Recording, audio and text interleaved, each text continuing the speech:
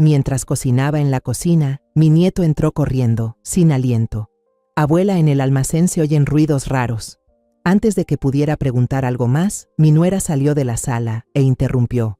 Solo son ratas, mamá, no le dé importancia. Pero mi nieto negó con la cabeza, la voz temblorosa. No, escuché claramente una voz humana. Un escalofrío me recorrió la espalda. Justo cuando iba a salir a ver, una explosión estremecedora desgarró el aire. Corrí al patio y vi a mi hijo desplomado en medio de un mar de llamas. Pero antes de continuar, asegúrate de estar suscrito al canal y cuéntanos en los comentarios desde dónde estás viendo este video. Nos encantaría saber hasta dónde llegan nuestras historias de venganza. El suave aroma de la harina de maíz se mezclaba con el chisporroteo del aceite en la sartén de hierro. Estaba moldeando con cuidado la última bolita de masa para las gorditas, el platillo favorito de mi hijo Leandro. Era un mediodía tranquilo y simple como cualquier otro. Esa paz se rompió con un golpe seco. Alguien empujó la puerta de malla con fuerza, haciendo que chocara contra la pared. Me sobresalté y casi dejo caer la bolita de masa que tenía en la mano. Mi nieto, Mateo, entró como un torbellino. Iba descalzo, con la cara llena de tierra y tan pálido como una hoja de papel.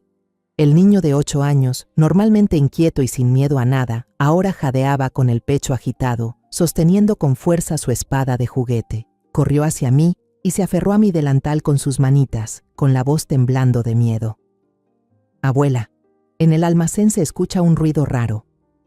El corazón se me encogió. Bajé la llama de la estufa y me agaché para mirarlo directo a los ojos. Ojos transparentes, incapaces de mentir. Tranquilo, mi amor. ¿Qué escuchaste? Dímelo claro. Golpes en la puerta, abuela, muy fuertes. Así, pum, pum, muchas veces. Mientras hablaba, movía las manos para ilustrar el ruido, con el miedo aún marcado en su carita. Justo cuando me iba a levantar para ver qué estaba pasando, Ángela, mi nuera, entró desde la sala.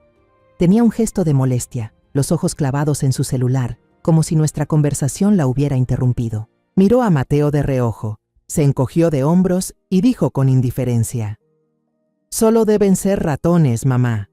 Esos ratones de alcantarilla están enormes últimamente. Seguro tiraron algo en el almacén. No le haga caso. Siempre anda imaginando cosas». Mateo protestó de inmediato, casi gritando.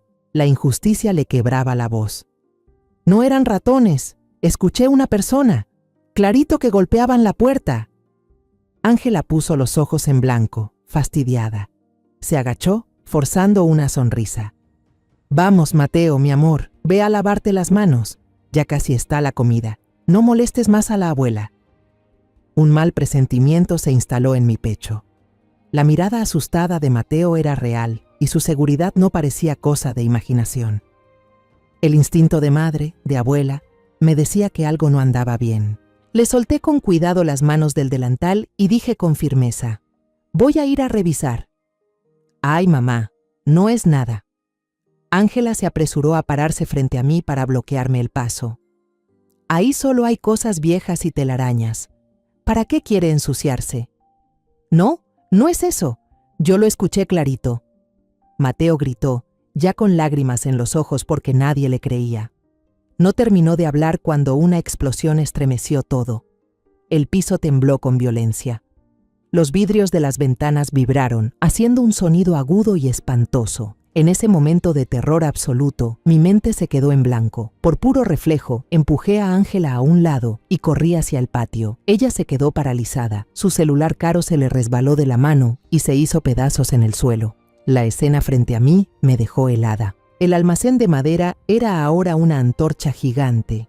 Las llamas naranja y amarillas devoraban los tablones, mientras columnas de humo negro se alzaban al cielo con un olor penetrante a madera quemada, pintura y químicos que me hizo toser sin control.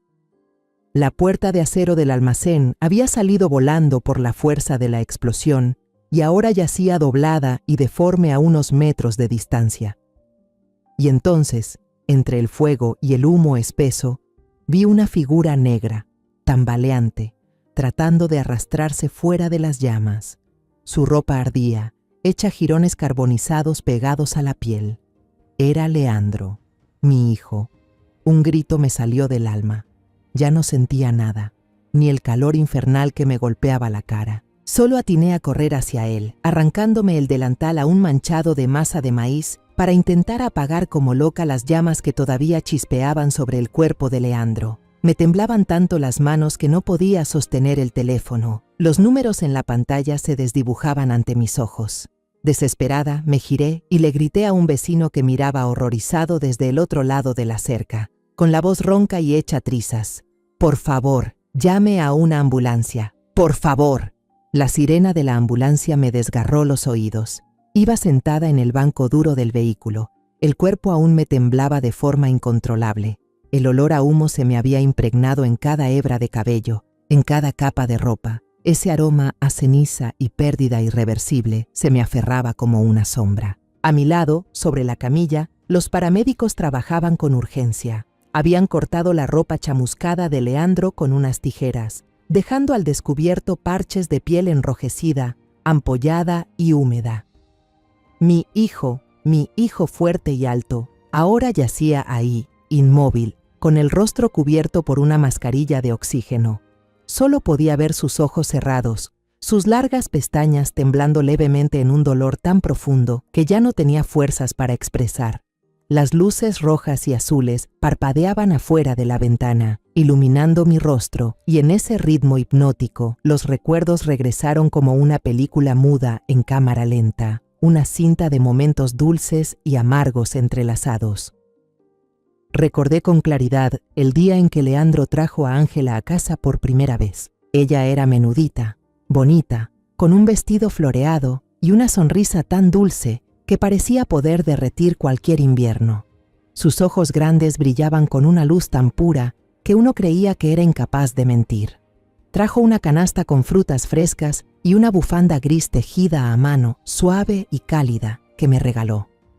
Sostenía con fuerza la mano de Leandro y me miró con toda la sinceridad que puede tener una muchacha enamorada al decir: «No necesito nada, mamá. Solo quiero que él esté bien y que podamos ser una familia feliz». Aquellas palabras, simples y suaves, derritieron el corazón de esta madre vieja. Pensé: «Dios mío, qué afortunado es mi hijo. Ha encontrado a un ángel». Pero luego el dulzor se desvaneció y quedó solo el amargor. Otra escena invadió mis pensamientos, borrando aquella imagen pura. Era una tarde cualquiera. Había salido antes de mi turno en el hospital.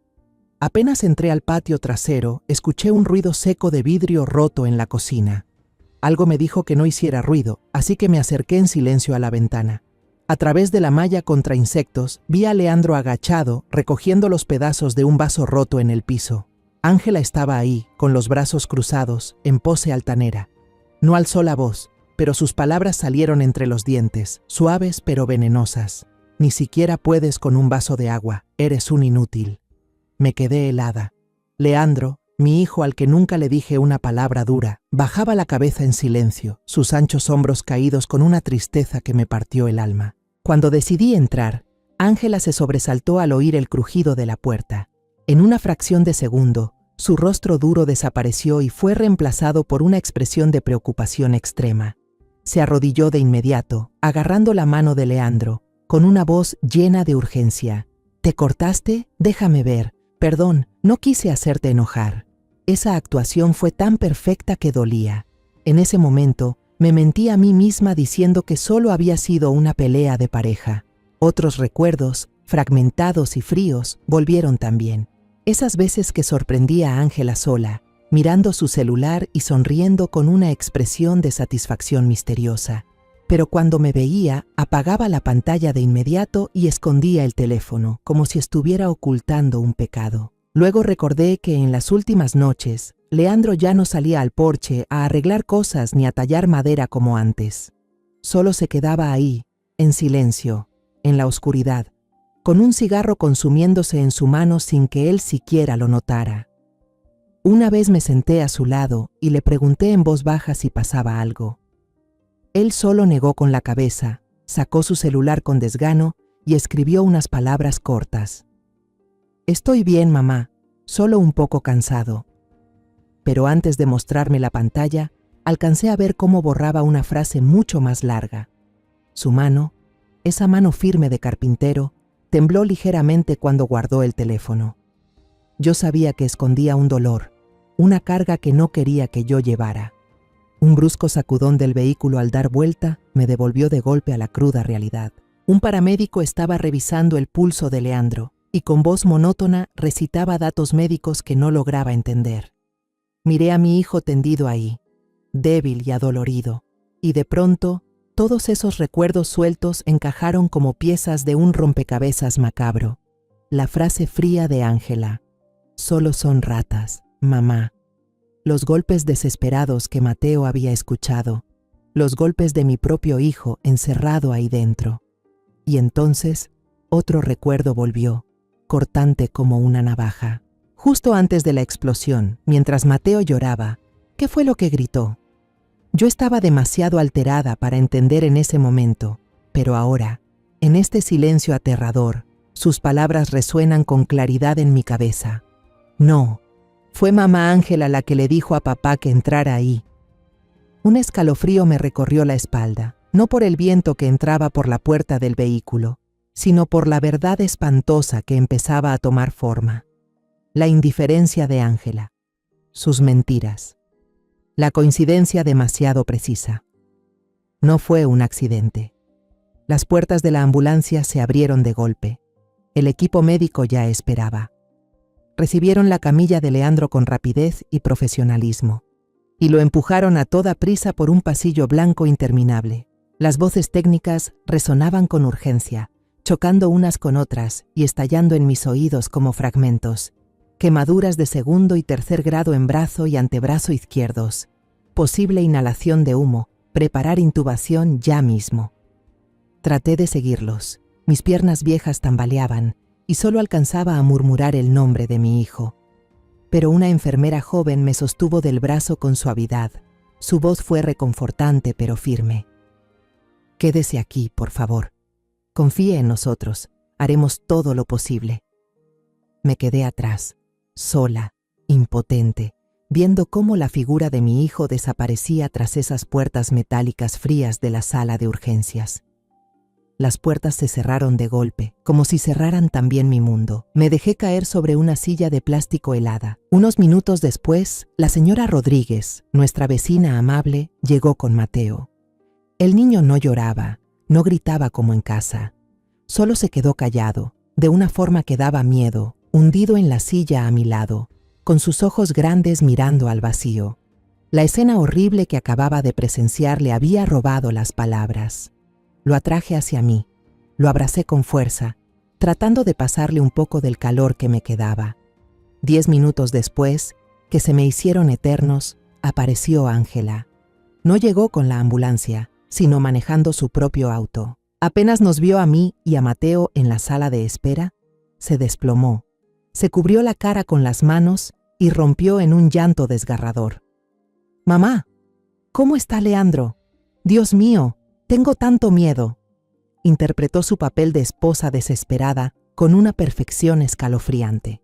El cabello, que normalmente llevaba perfectamente peinado, ahora estaba despeinado a propósito. La máscara de pestañas corría por sus mejillas en líneas negras y su voz se quebraba entre sollozos ahogados. Corrió hasta el mostrador de enfermería, se aferró al borde y empezó a preguntar con desesperación por el estado de Leandro, con un tono tan alarmado que cualquiera habría sentido compasión. Todos alrededor la miraban con lástima, menos yo. Yo solo sentía un asco que me subía por la garganta. Un rato después, un médico mayor salió de la sala de urgencias. Se quitó el cubrebocas y su rostro, lleno de arrugas marcadas, mostraba puro agotamiento. ¿Familiares de Leandro Zamora? Ángela se lanzó de inmediato. «Soy yo, soy su esposa. ¿Cómo está, doctor?» Él nos miró y su voz bajó. «Está fuera de peligro. Tuvimos suerte de que la explosión no afectara órganos vitales». Pero dudó y ese silencio me dejó el corazón helado. Sus brazos sufrieron quemaduras muy graves. Tendremos que hacer injertos de piel. La recuperación será larga y todavía no podemos asegurar cómo quedará su movilidad. Sentí como si me apretaran el corazón. Sus manos, las manos de Leandro eran su vida, su orgullo, su sustento, su pasión. Sin esas manos, ¿cómo iba a vivir? Ángela volvió a llorar, esta vez aún más desgarradoramente. Gracias, doctor. Gracias a Dios por salvarlo. Se giró y me abrazó, su cabeza apoyada en mi hombro, sollozando. Yo me quedé quieta como una estatua, incapaz de corresponder ese abrazo falso. Su cuerpo estaba cálido, pero yo solo sentía un frío que me calaba los huesos. En ese momento llegaron 2 agentes de policía al hospital para tomar las primeras declaraciones. Nos preguntaron qué había pasado. La rabia me hervía por dentro. Inspiré profundo, lista para contar todo. Los golpes en la puerta, la advertencia de Mateo, el hecho de que fue la misma Ángela quien mandó a mi hijo al almacén. Pero antes de que pudiera abrir la boca, Ángela ya estaba lloriqueando, arrebatándome la palabra. Yo no sé, todo pasó tan rápido, decía mientras se secaba las lágrimas. Estos días las luces en el almacén parpadeaban. Él dijo que escuchaba ruidos raros y quiso revisar el interruptor. Yo estaba llamando a Mateo para comer cuando escuché la explosión. Fue un accidente terrible. Una historia perfecta, lógica, sin fisuras. No es cierto, exclamé, pero mi voz fue débil. Ángela se volvió de inmediato y me lanzó una mirada afilada como navaja. Luego se giró de nuevo hacia los policías, su voz aún más temblorosa, con un aire de inocencia. Mi mamá está muy afectada. Tal vez no recuerda bien. Pobrecita. La muy desgraciada me cerró la boca de forma cruel y calculada, dejándome como una anciana senil, confundida y poco confiable. Los policías me miraron con lástima y continuaron anotando el testimonio claro y ordenado de Ángela. Yo temblaba de impotencia y rabia. Nos permitieron ver a Leandro después de que lo trasladaran a cuidados intensivos. Mi hijo yacía ahí, envuelto en vendas blancas como una momia. Solo su rostro amoratado e hinchado quedaba al descubierto.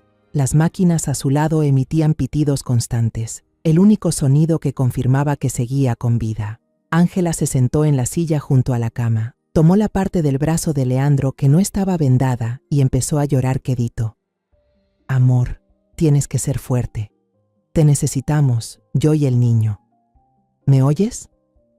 Yo observaba desde la puerta, el estómago hecho un nudo. Sabía lo que tenía que hacer. No podía quedarme ahí. No podía respirar el mismo aire que ese demonio disfrazado de mujer. Me dirigí a Ángela, tratando de mantener mi voz lo más fría y serena posible. Me voy a casa. La policía dijo que tienen que examinar la escena. Yo tengo que estar ahí. Ángela alzó la vista. En sus ojos rojos y llenos de lágrimas, por un instante, vi un destello extraño, fugaz, que desapareció al momento. Un brillo de cálculo, de alivio. Sí, mamá, cuídese en el camino. Sujeté fuerte la mano de Mateo y lo llevé conmigo. Al voltear por última vez, vi que Ángela seguía inclinada, susurrándole algo al oído a mi hijo inconsciente. Aquella imagen, una esposa hablándole al esposo desmayado, se suponía que debía ser conmovedora, pero en mí sembró un miedo espantoso. ¿Qué le estaba diciendo a mi hijo? ¿Una disculpa falsa o una amenaza por lo que vendría? Ya había oscurecido cuando Mateo y yo regresamos a casa. El olor penetrante del humo aún flotaba en el aire.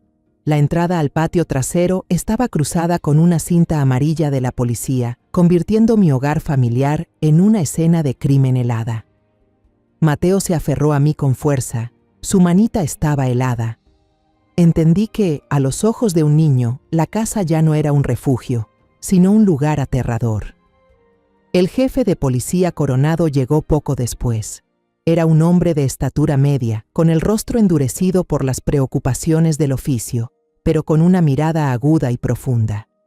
No interrogó como el joven oficial del hospital. Solo me saludó con una leve inclinación de cabeza, en silencio, y comenzó a recorrer la escena quemada del incendio. Lo seguí hasta las ruinas del cobertizo, que alguna vez fue el santuario de Leandro. Todo estaba negro, irreconocible.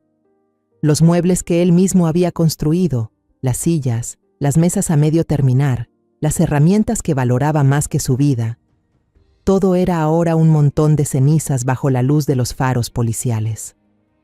El dolor me subía por oleadas, pero tragué las lágrimas. No era momento de flaquear. Coronado se agachó junto a la caja de interruptores de metal, lo único que aún se sostenía en la pared de ladrillo chamuscada. Se puso guantes de goma y, con unas pinzas especiales, sacó unos cables quemados y cortados de forma irregular. Los examinó con atención bajo la luz de su linterna. Unos minutos después, se incorporó, sacudió el polvo de carbón de sus rodillas y se volvió hacia mí. Su voz fue grave y firme, sin una pizca de duda. Señora Zamora, esto no fue un accidente eléctrico. Alguien manipuló intencionalmente el cableado para provocar un cortocircuito masivo. Querían que explotara. Aunque ya lo temía, sus palabras me golpearon con fuerza. Sentí que la sangre se me congelaba. El peor de mis temores se había confirmado. Fue un intento de asesinato. En ese momento, al alzar la vista hacia el alero del techo trasero, un recuerdo me atravesó la mente. Aquella pequeña cámara de seguridad que mi esposo había instalado años atrás. Decía que era para vigilar la puerta trasera por si había ladrones. Casi había olvidado que existía. Su ángulo cubría toda la entrada del cobertizo. «Jefe», dije con voz temblorosa, no de miedo, sino por un rayo de esperanza. «Hay una cámara, ahí arriba, bajo el alero». Los ojos de Coronado se iluminaron. De inmediato llamó a un oficial especializado en tecnología. Entramos al viejo despacho de mi esposo, donde estaba el computador conectado al sistema de cámaras. La habitación aún olía a papel viejo y a pino del escritorio de él. Sentí como si mi esposo estuviera allí conmigo, buscando justicia para nuestro hijo. Los minutos de espera se sintieron eternos. El oficial tecleaba con rapidez, tratando de recuperar los datos del viejo disco duro. Mi corazón latía con fuerza. Deseaba que hubiera algo grabado, pero al mismo tiempo temía ver lo que pudiera contener. Finalmente, las imágenes en blanco y negro, un poco distorsionadas por la antigüedad de la cámara, aparecieron en la pantalla. Primero vi a Ángela y a Leandro en cuadro. Ella decía algo, señalando hacia el cobertizo. Leandro, mi hijo, asintió con confianza y entró. Pero Ángela no se fue enseguida. La niña se detuvo, mirando a su alrededor con cautela, de izquierda a derecha, como si quisiera asegurarse de que nadie la estaba observando. Luego, se acercó rápidamente a la puerta del almacén y la empujó con fuerza con ambas manos. La pesada puerta de madera se cerró de golpe. Escuché claramente el clic seco del pestillo automático que se activó por fuera. Era el tipo de pestillo que mi esposo había instalado, y una vez cerrado, desde adentro no había manera de abrirlo. Solo unos segundos después, la puerta comenzó a temblar. Los golpes desde dentro se volvieron cada vez más fuertes, más desesperados. Podía imaginarme a mi hijo en pánico, gritando en la oscuridad, pero ningún sonido salía al exterior. Entonces vi una silueta pequeña cruzar la pantalla corriendo. Era Mateo. El niño se detuvo, miró hacia el almacén que temblaba y luego corrió asustado hacia la cocina. Ese fue el momento en que vino a avisarme. Unos minutos después, la pantalla se iluminó con un destello blanco cegador. La cámara tembló violentamente por la onda expansiva y luego la imagen desapareció, quedando solo una estática crujiente. Me quedé paralizada en la silla, sin poder respirar. Todo el suceso, cada detalle, se había reproducido sin faltar un solo segundo. La mentira, la crueldad, todo expuesto bajo la luz fría de la pantalla. Señalé la pantalla con la mano temblorosa, y las lágrimas que había intentado contener comenzaron a caer, ardientes y llenas de rabia. Me volví hacia el comisario Coronado, con la voz quebrada por la indignación. Ella mintió. Me dijo que solo era un ratón. Ella encerró a mi hijo ahí dentro. Fue ella quien lo hizo. Coronado no dijo nada. Colocó una mano sobre mi hombro, un gesto silencioso pero lleno de firmeza. Sus ojos ya no mostraban dureza, sino que se habían vuelto fríos como el acero. «Señora Zamora, vamos a citarla de inmediato». Pocos minutos después, estaba sentada en una pequeña sala de la comisaría. El comisario Coronado me volvió a mostrar la grabación en una pantalla pequeña. Cada vez que veía a Ángela mirar alrededor y luego empujar con fuerza la puerta, sentía el pecho apretarse, como si una mano invisible me lo estrujara. Ese fue el momento en que mi hijo fue condenado a muerte por la misma mujer que amaba. Un joven oficial me trajo un vaso de agua. Me habló con voz compasiva. Ya llamamos a la señorita Santa Marina. Dijo que vendrá enseguida. Santa Marina, el apellido de Ángela. Al oír que alguien más la llamaba así, me di cuenta de que esa muchacha nunca había sido realmente parte de mi familia. Unos 30 minutos después, Ángela entró y no venía sola. La seguía un hombre con un traje caro, el cabello perfectamente peinado y un portafolio de cuero bajo el brazo. Un abogado. Ángela estaba preparada.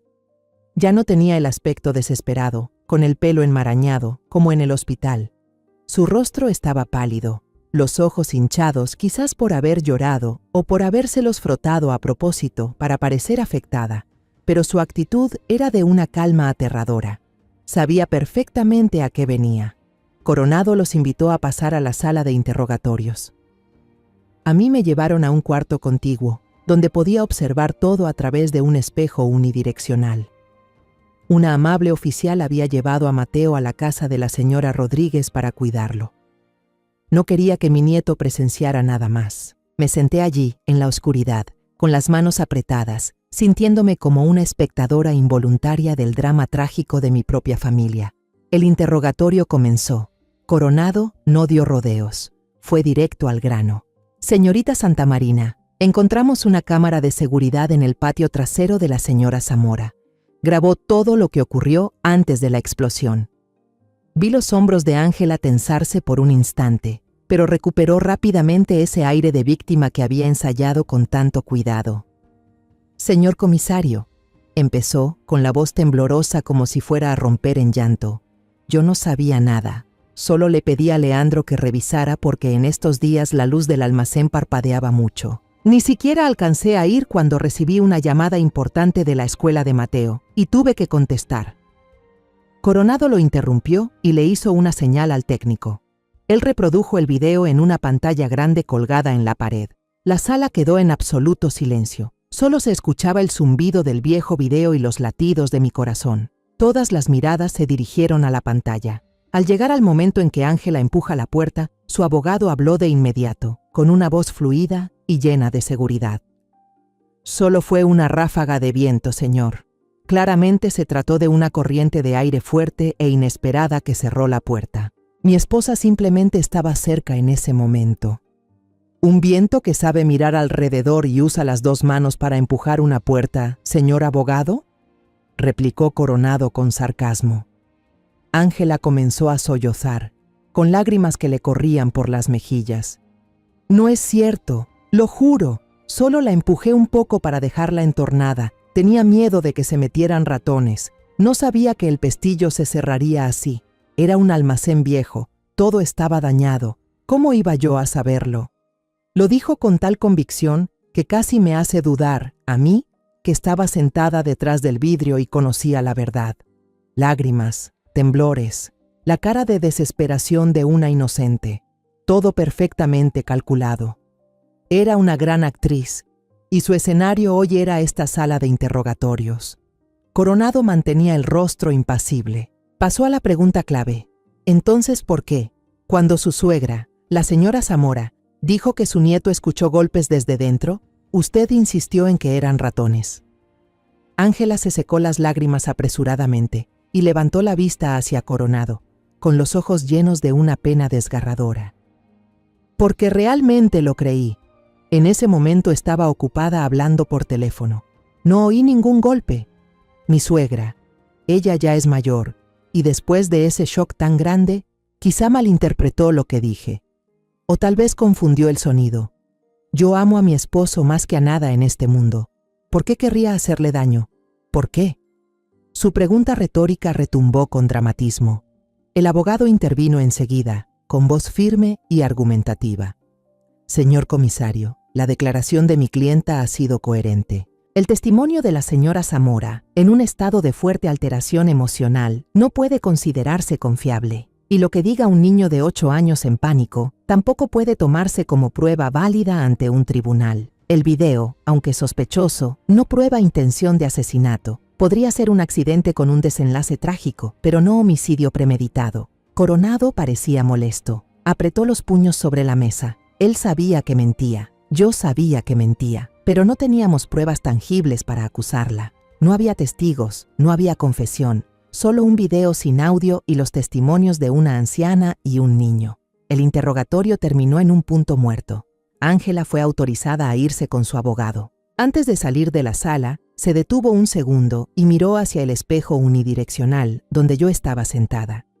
Ya no tenía esa expresión de dolor ni de inocencia. Ahora su mirada era fría, desafiante, triunfante. Una leve mueca, casi imperceptible, se dibujó en su boca. Sabía que yo estaba ahí y se burlaba de mi impotencia. Salí de la comisaría justo después, con la sensación de haber recibido un balde de agua helada en pleno invierno. La culpable no solo seguía libre, sino que estaba a punto de regresar a casa. Esta batalla no había terminado, apenas comenzaba. Volví a casa al anochecer, cuando los últimos rayos de sol se aferraban débiles al horizonte. La casa estaba aterradoramente silenciosa, sin la risa de Mateo, sin el sonido habitual de los utensilios de cocina. Ángela ya había ido a recoger a Mateo de la casa de los vecinos. El niño estaba encogido en el sofá, con los ojos fijos en la pantalla del televisor que mostraba una caricatura ruidosa, pero yo sabía que su mente no estaba ahí. A cada rato miraba hacia la puerta, esperándome. Cuando me vio, se levantó de un salto y corrió a abrazarse a mis piernas, sin decir una sola palabra. Ángela estaba en la cocina. No cocinaba, solo estaba ahí, apoyada ligeramente en la barra, con los brazos cruzados. Al verme, no saludó ni preguntó nada. Solo esbozó una sonrisa torcida, una sonrisa de desprecio, desnuda y cruel. Esa mirada de triunfo que me lanzó a través del vidrio de la comisaría ahora estaba expuesta sin filtros. La máscara de nuera ejemplar y esposa entregada había caído por completo. Ahora, frente a mí, estaba su verdadero ser, una extraña de sangre fría. Los días que siguieron fueron un infierno en la tierra. Nuestra casa se convirtió en un territorio helado. Ángela y yo no cruzábamos palabra, solo nos hablábamos con miradas llenas de odio. Nos cruzábamos por el pasillo como dos fantasmas, cada una cargando una hostilidad silenciosa. La tensión era tan fuerte que incluso Mateo la sentía. El niño se volvió callado, retraído, solo se apegaba a mí, con los ojos siempre en alerta cuando su madre se acercaba. Ella ya no iba al hospital a cuidar a Leandro con regularidad. A los vecinos y amigos les decía entre lágrimas que tenía que quedarse en casa para cuidar a Mateo y encargarse de todo tras la tragedia.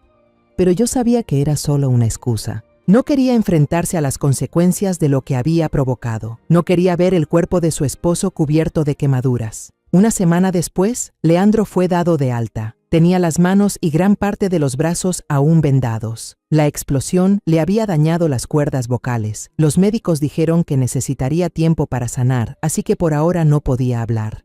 Ángela fue a recogerlo en auto y, una vez más, se puso la máscara. Interpretó el papel de esposa feliz, lo ayudaba con entusiasmo, pero su sonrisa no alcanzaba los ojos. Esos ojos estaban fríos y vacíos. Leandro, aunque no podía hablar, no era tonto. Apenas llegó a casa, sintió esa tensión asfixiante. Me miró a mí, luego a Ángela, con los ojos llenos de confusión y preguntas. ¿Por qué mamá y mi esposa no se hablan? ¿Por qué el ambiente en casa está tan pesado? Solo pude negar con la cabeza y llevar un dedo a mis labios, señalándole que no era el momento. No podía decirle la verdad mientras aún estaba tan débil, y no quería que sufriera otro golpe más. Las provocaciones de Ángela se volvieron cada vez más descaradas. Cuando Leandro no estaba, parecía buscar hacerme estallar. Un día rompió por accidente una foto de mi boda con mi difunto esposo, un recuerdo que yo atesoraba profundamente. Mientras recogía con cuidado los pedazos de vidrio, ella pasó por al lado y murmuró, lo suficientemente alto para que yo escuchara: cosas viejas, mejor tirarlas y ya. Una noche me desperté con sed. El reloj de la pared marcaba casi las 2 de la madrugada. Al pasar por la sala, vi una luz tenue filtrándose desde la rendija de la puerta de la cocina. Sentí en el estómago que algo no andaba bien. Me acerqué en silencio, contuve la respiración y me pegué a la pared del pasillo. La puerta de la cocina no estaba completamente cerrada. Por la abertura vi a Ángela parada junto a la ventana, de espaldas a mí, con el teléfono pegado al oído. Su voz era baja, pero en la quietud de la noche, cada palabra me cayó como ácido. Ya te dije, el plan era perfecto, pero ese viejo tiene demasiada suerte. No se murió. No. Él todavía no sospecha nada. Solo la vieja está molestando un poco. Me quedé congelada. Ella guardó silencio unos segundos, escuchando lo que le decía la persona del otro lado. Luego soltó una risita, un sonido escalofriante y cruel en plena noche. Amor, tranquilo, tengo otro plan. Esta vez no va a fallar. Ahora me sigue a cada paso, pero no tiene ninguna prueba. La policía no puede hacer nada. Que se quede mirando cómo se desarrolla el show. Las dos palabras, mi amor, retumbaron en mi cabeza como un rayo. Todo mi cuerpo se paralizó. Un cómplice, un amante. La explosión no fue un acto impulsivo de ella sola. Fue un plan de asesinato cuidadosamente preparado. Un plan tramado justo bajo mi propio techo. Di un paso hacia atrás, con pasos tan suaves que no hacían ningún ruido. El corazón me latía con fuerza en el pecho, golpeando contra mis costillas como si fuera a estallar. Regresé a mi habitación, cerré la puerta con llave y me dejé caer al suelo helado. La oscuridad me envolvió, pero no era tan aterradora como la oscuridad que habita en el alma humana. Esa noche no pude dormir. Me quedé inmóvil sobre el suelo frío, envuelta en la oscuridad, pero mi mente estaba encendida por los susurros venenosos de Ángela. Al amanecer, cuando los primeros rayos débiles del sol se colaron por la rendija de la ventana, ya había tomado mi decisión. No podía quedarme sentada esperando que la tragedia volviera a ocurrir. No podía dejar que ese demonio ganara. A la mañana siguiente, el ambiente en la casa era aún peor que otros días. Ángela actuaba extrañamente feliz, una felicidad enfermiza. Tarareaba alguna canción de moda en inglés mientras preparaba café, su canto chillón llenando la cocina en silencio como un acto descarado de desafío. Estaba disfrutando de su poder, disfrutando del miedo que sabía que estaba sembrando en mí. Leandro estaba sentado a la mesa. Intentaba usar su mano izquierda, la menos herida, para tomar la cuchara y servirse cereal. Pero sus dedos, torpemente envueltos en vendas, no obedecían. La cuchara temblaba, derramando leche y cereal sobre la mesa. Su rostro mostraba frustración e impotencia. Ángela, no muy lejos, con una taza de café en la mano, miró la escena con indiferencia y luego se dio vuelta sin la menor intención de ayudar a su esposo. Me acerqué, con el corazón apretado. Le tomé suavemente la cuchara de la mano y le dije con voz dulce: «Deja que mamá te ayude». Con paciencia, le di cucharada tras cucharada, como cuando era niño. Leandro no protestó, solo levantó la mirada hacia mí. En sus ojos había gratitud, pero también una tristeza profunda y una vergüenza por sentirse una carga. Yo solo sonreí, tratando de ocultar la tormenta que rugía dentro de mí. Tenía que ser fuerte, por él, por Mateo. Después del desayuno, entré en mi habitación y cerré la puerta con llave. Necesitaba un espacio propio, un lugar libre de la presencia tóxica de Ángela. Saqué de debajo de la cama una vieja caja de madera donde guardaba recuerdos de mi difunto esposo. El olor a naftalina y papel viejo me golpeó, trayéndome un mundo de memorias.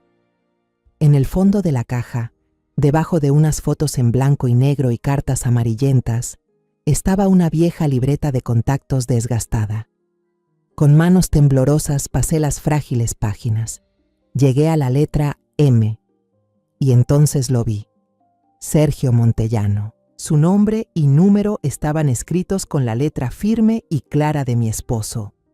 Sergio no solo era el mejor amigo de Ricardo desde los tiempos del servicio militar, también era el padrino de Leandro. Eran tan cercanos como hermanos. Pero tras la muerte de mi esposo, él aceptó un trabajo en otra ciudad y fuimos perdiendo contacto. Y ahora, en medio de esta desesperación, ese nombre apareció ante mí como un salvavidas. Me temblaban las manos mientras marcaba uno a uno los números en mi viejo teléfono. Contuve el aliento mientras esperaba. Tras varios tonos largos, una voz masculina, grave y algo adormilada, respondió al otro lado. Montellano al habla. La garganta se me cerró. Inhalé profundo, tratando de que mi voz no se quebrara. Sergio, soy yo, María Estela, la esposa de Ricardo. Hubo un breve silencio. Luego su voz sonó sorprendida y cálida. Estela, Dios mío, ¿cuántos años? No lo puedo creer. ¿Pasa algo? Tu voz no suena bien. La preocupación sincera en su voz rompió el dique de emociones que yo había intentado contener. Ya no pude más. Le conté todo, con la voz entrecortada por los sollozos. Le hablé de la explosión, del video de la cámara, del interrogatorio en la comisaría y finalmente de la llamada de Ángela en plena madrugada. Le hablé desde la impotencia, el miedo y la vergüenza de no haber podido proteger a mi hijo. Sergio escuchó con paciencia, sin interrumpirme ni una sola vez. Solo me dejó vaciar todo lo que llevaba dentro. Al terminar, hubo un largo silencio al otro lado de la línea. Lo único que escuchaba era su suspiro profundo, cargado de asombro y rabia. Escúcheme bien, Estela. Su voz cambió de tono, firme y decidida, ya sin rastro de sueño. Primero que nada, mantenga la calma. No haga ninguna tontería. No la confronte.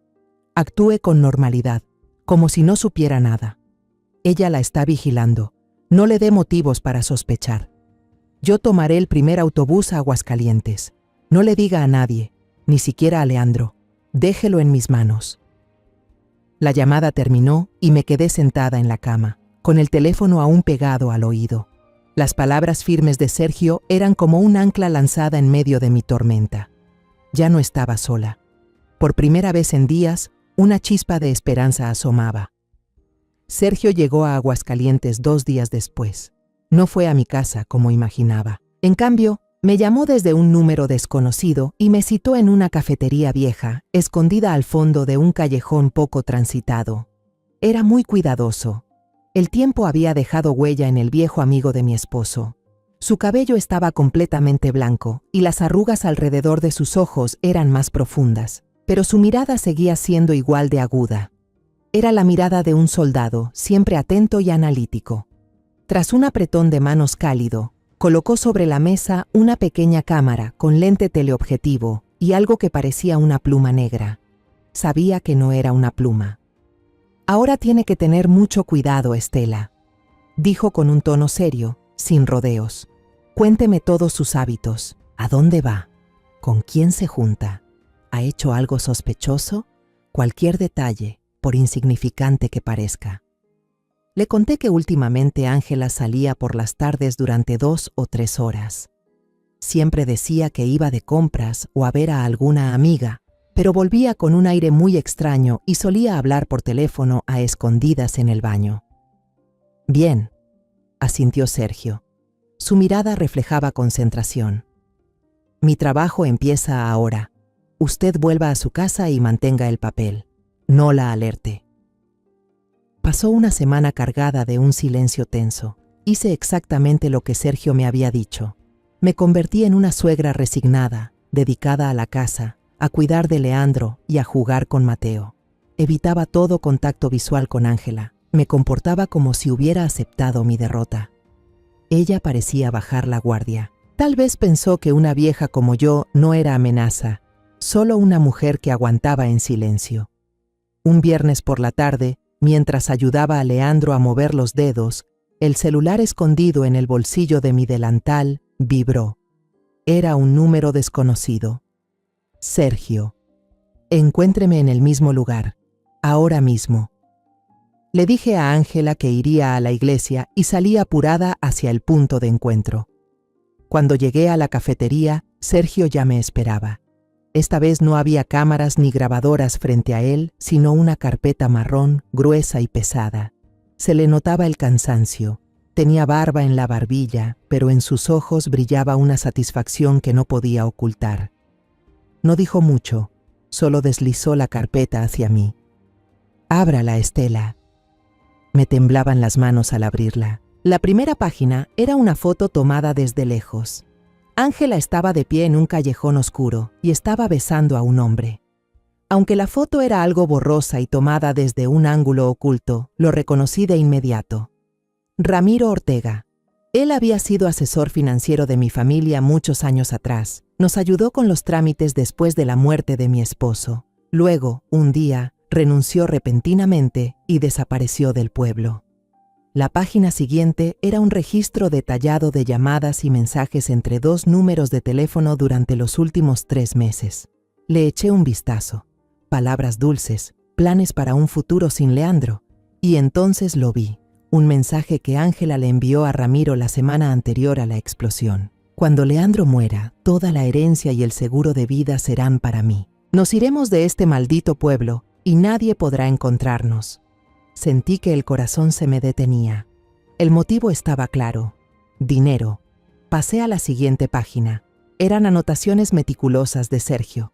Los había estado siguiendo, descubriendo que solían encontrarse en un coche viejo estacionado en un terreno baldío a las afueras del pueblo. Incluso se vieron el mismo día en que Leandro estaba hospitalizado. Y luego, la prueba final, la que me dejó sin aliento. Sergio me acercó su celular. Ayer puse un micrograbador bajo el asiento del auto de ese tipo. Escuche su conversación de esta mañana. Presionó el botón de reproducir. La voz de Ángela y Ramiro se escuchaba nítida, como si estuvieran justo al lado mío. La voz de Ángela sonaba molesta.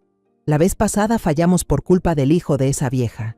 ¿Quién iba a pensar que saldría justo en ese momento? Esta vez tiene que ser más seguro. ¿Y si usamos somníferos? Una dosis alta en su café, y lo hacemos pasar como un suicidio por depresión post-accidente. La voz de Ramiro dudaba. La policía hará una autopsia, lo descubrirán enseguida. No. ¿Y si simulamos un robo? Yo lo haré. Demasiado arriesgado para ti, lo interrumpió Ángela. ¿Y si los frenos? Él tiene que ir a fisioterapia todas las semanas. El camino tiene una curva empinada, un trágico accidente vial. Nadie sospechará. No pude seguir escuchando. Detuve la grabación, sintiéndome mareada.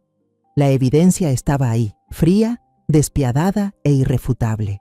No solo querían matar a Leandro, estaban planeando cómo hacerlo de la manera más perfecta posible.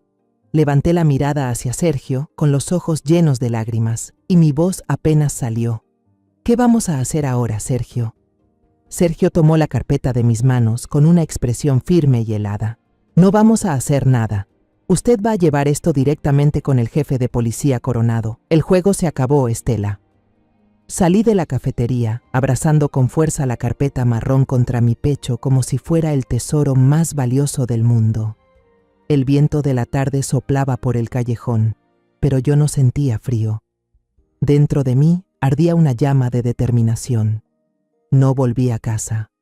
Caminé directo a la comisaría. Cada paso sobre la acera conocida se sentía pesado pero firme. Al llegar, el joven oficial en la recepción me reconoció de inmediato. Me miró con lástima y compasión, tal vez pensando que venía otra vez a quejarme en vano. No dije mucho, solo pedí ver al jefe Coronado de inmediato y dije que tenía nuevas pruebas. Me llevaron a su oficina. Coronado parecía cansado, estaba revisando una montaña de papeles. Al verme, se sorprendió un poco, pero me invitó a pasar. No me senté. Me quedé de pie. Coloqué la carpeta de Sergio directamente sobre su escritorio. Mire esto, jefe. Coronado me miró. Luego miró la carpeta. Frunció el ceño. La abrió. Vio la primera foto. Su expresión no cambió mucho. Pero cuando él pasó a la hoja de mensajes, la leyó por encima y se detuvo en la parte que hablaba del seguro de vida. Su expresión se endureció. El cansancio desapareció, reemplazado por una concentración absoluta. Finalmente le entregué el teléfono de Sergio. Escuche esto, le dije, con una calma extraña en la voz. Presioné el botón de reproducir. La conversación escalofriante sobre somníferos y frenos se escuchó con claridad en la habitación silenciosa. Cada palabra cruel de Ángela y Ramiro golpeaba el aire como martillazos. Coronado escuchaba, sin apartar los ojos del teléfono, mientras su mano sobre la mesa se cerraba poco a poco en un puño. Al terminar la grabación, se recostó en la silla y soltó un largo suspiro, uno cargado de conmoción e indignación. Me miró, y en su mirada ya no había dudas ni incomodidad, solo respeto y un dejo de compasión. Esta vez, dijo con voz firme, tenemos suficiente, incluso más que suficiente. Coronado llamó de inmediato a unos agentes, dio órdenes rápidas y contundentes. Un equipo fue enviado a vigilar el hotel donde Ángela y Ramiro solían verse, esperando el momento justo para actuar sin poner a nadie en riesgo. Todo se hizo con rapidez y profesionalismo. Yo sabía que la justicia empezaba a moverse. Esa noche no pude dormir. Me quedé en la sala, mirando a Leandro dormido en el sofá. De vez en cuando se sobresaltaba, murmuraba algo entre sueños, quizás aún atrapado en sus pesadillas. Lo único que podía hacer era taparlo con una cobija, sintiendo cómo el alma se me partía en 1000 pedazos. Alrededor de las 11 de la noche, mi celular vibró. Era el número de Coronado. Los tenemos, señora Zamora, a los dos. Estaban en una habitación de hotel. No opusieron resistencia. Un alivio inmenso me envolvió. Me dejé caer en el sillón, con lágrimas rodando por mis mejillas. Todo había terminado. El demonio había sido capturado. Al día siguiente enfrenté el momento más duro de mi vida. Tenía que contarle la verdad a Leandro. Me senté a su lado cuando despertó y le pasé la tablet. Como aún no podía hablar, tuve que escribir todo. Escribí sobre mis primeras sospechas, la investigación del tío Sergio y, al final, las pruebas irrefutables. Leandro leyó, sus ojos se movían línea por línea. Su rostro fue cambiando poco a poco. De la sorpresa, pasó a la confusión, y luego a un dolor tan profundo que ninguna palabra podía describirlo. Dejó caer la tablet. Las lágrimas comenzaron a bajar por sus mejillas, lágrimas silenciosas de un hombre traicionado hasta lo más hondo. Bajó la cabeza, y sus anchos hombros temblaban sin control. Volvió a tomar la tablet y con dedos temblorosos escribió una línea que me destrozó el corazón. La persona que más amaba fue la que quiso matarme. No dije nada, solo abracé con fuerza a mi hijo, dejándolo llorar en mi hombro. No había consuelo posible para ese dolor. Nos quedamos así mucho tiempo, madre e hijo, refugiándonos en medio de las ruinas de lo que alguna vez fue felicidad. Esa tarde vi a Leandro sentado frente a la computadora. No veía películas ni leía noticias. Con una mano aún torpe, estaba redactando por sí mismo la solicitud de divorcio y la petición de custodia total de Mateo. En su mirada ya no había debilidad, sino una determinación fría. El amor había muerto, solo quedaba la verdad desnuda. El juicio duró casi 2 meses. Tuve que testificar, contar todo ante el tribunal. Ángela y Ramiro, de pie frente al juez, ya no mostraban confianza ni desafío. Cuando se reprodujo el audio en la sala, Ángela se desplomó, llorando desesperada, intentando negar su culpa y diciendo que Ramiro la había obligado, pero ya era demasiado tarde. Se dictó sentencia. Ángela, 20 años de prisión por intento de homicidio. Ramiro, 15 años por complicidad. Cuando la policía se los llevó, Ángela volteó a mirarme. En sus ojos ya no había odio, solo vacío y derrota. Leandro obtuvo el divorcio y la custodia total de Mateo. Cuando salimos del juzgado, el sol brillaba intensamente. Tomé la mano de mi hijo y de mi nieto. Se había hecho justicia, pero sabía que el camino para sanar esas heridas aún sería muy largo. Después del juicio, la casa se volvió demasiado pesada con tantos recuerdos dolorosos. Cada rincón parecía estar embrujado. La cocina, donde antes preparaba comidas con felicidad, ahora solo evocaba la imagen de Mateo en pánico. El patio trasero, antes lleno de risas, no era más que un pedazo de tierra chamuscada. Cada vez que lo miraba, veía a mi hijo arrastrándose entre el fuego. La casa ya no era un hogar, se había convertido en una tumba donde yacían la confianza y la felicidad de antes. Una noche, Leandro, desde su tablet, me propuso algo. Escribió: «Mamá, vámonos de aquí, a un lugar donde nadie sepa quiénes somos». Leí esas palabras, miré a los ojos de mi hijo y asentí sin dudar. Ambos sabíamos que no podíamos sanar si seguíamos viviendo entre los fantasmas del pasado. Vendimos la casa. Empacamos lo que quedaba de nuestras vidas en unas cajas de cartón, algo de ropa, fotos viejas y unos pocos recuerdos que no fueron destruidos por el fuego ni por las mentiras. Y entonces nos fuimos de la ciudad. Nos mudamos a Valle de Bravo, un hermoso pueblo junto al lago Avándaro, rodeado de bosques de pino. El aire aquí es tan puro y tranquilo que se puede oír el susurro del viento entre las hojas. Era un nuevo comienzo, una página en blanco para nuestras 3 generaciones. Rentamos una casita blanca con un jardín al frente, lleno de maleza pero bañado por el sol. Leandro, con el dinero del seguro por accidente laboral y la venta de la casa, no gastó nada en sí mismo. Lo primero que hizo fue construir un pequeño taller de carpintería al fondo del jardín. Sus manos seguían llenas de cicatrices rojizas y algunos dedos ya no se movían como antes, pero no se rindió.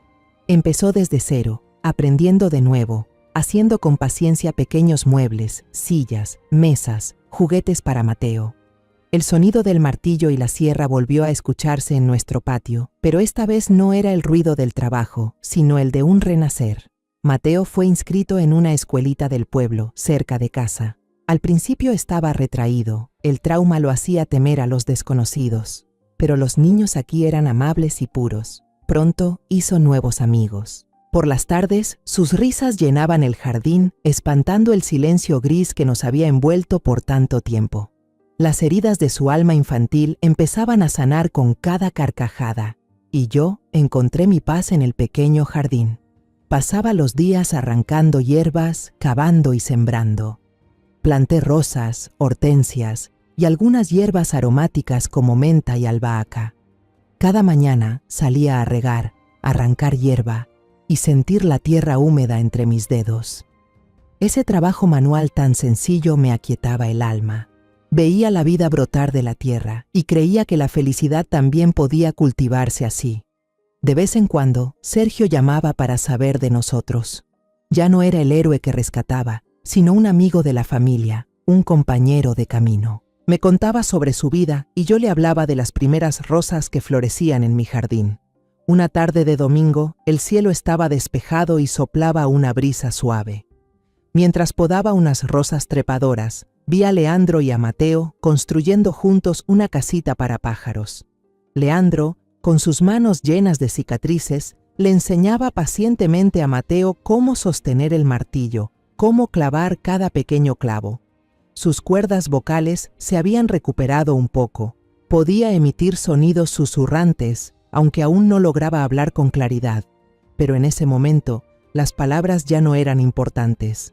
El amor que sentía por su hijo se reflejaba por completo en su mirada, en cada uno de sus gestos cuidadosos. Mateo miraba a su padre, luego se giraba hacia mí, que estaba parada junto al cantero de flores. El niño sonrió con una alegría pura, una sonrisa realmente inocente y feliz, esa que hacía mucho tiempo no veía. Me quedé allí, con las tijeras de podar aún en la mano, contemplando a las 3 generaciones bajo la luz dorada del atardecer. La explosión, el juicio, las lágrimas, todo parecía haber quedado atrás, como un capítulo antiguo de este libro llamado vida. El dolor seguía ahí, como las cicatrices imborrables en las manos de Leandro, pero ya no dolía. Estaba ahí para recordarnos lo fuertes que habíamos sido al atravesar la tormenta. Sobrevivimos. Y en este pequeño jardín, bajo este nuevo cielo despejado, juntos, día tras día, estábamos volviendo a cultivar la felicidad desde las cenizas. Después de todo lo vivido, entendí que lo más cruel no fue la traición, sino ver cómo la justicia era enterrada bajo el telón perfecto del verdugo. Pero fue desde ese abismo que aprendí que no hay silencio que valga más que la verdad, ni miedo más grande que perder a un ser querido sin hacer nada para protegerlo. Cuento esta historia de venganza no solo para desenmascarar a una traidora, sino para recuperar la verdad por mi hijo, la paz para mi nieto y la dignidad para mí misma. Crucé en silencio los días más oscuros, recogiendo cada pista, confiando en mi intuición y sin rendirme, porque sabía que, a veces, la justicia no llega con poder, sino con el amor incondicional y la perseverancia de una madre. Es un recordatorio de que, por más larga que sea la noche, la luz siempre encontrará el camino si no le damos la espalda a la verdad. Y al final, quien siembra vientos, cosecha tempestades. Esa es una ley que nadie puede evadir. Los nombres y lugares de esta historia han sido modificados para proteger la identidad de los involucrados. No la contamos para juzgar, sino con la esperanza de que alguien escuche y se detenga a reflexionar. ¿Cuántas madres están sufriendo en silencio dentro de sus propios hogares? En serio me pregunto, si tú estuvieras en mi lugar, ¿qué harías? ¿Elegirías el silencio para mantener la paz o te atreverías a enfrentar todo para recuperar tu voz? Me encantaría saber tu opinión sobre esta historia de historias que duelen o cualquier sugerencia que tengas para que podamos mejorar nuestro contenido. Dios siempre bendice y estoy segura de que el valor nos llevará a días mejores. Mientras tanto, en la pantalla final te dejaré 2 de las historias más queridas del canal. Estoy segura de que te van a sorprender. Gracias por haberte quedado conmigo hasta este momento.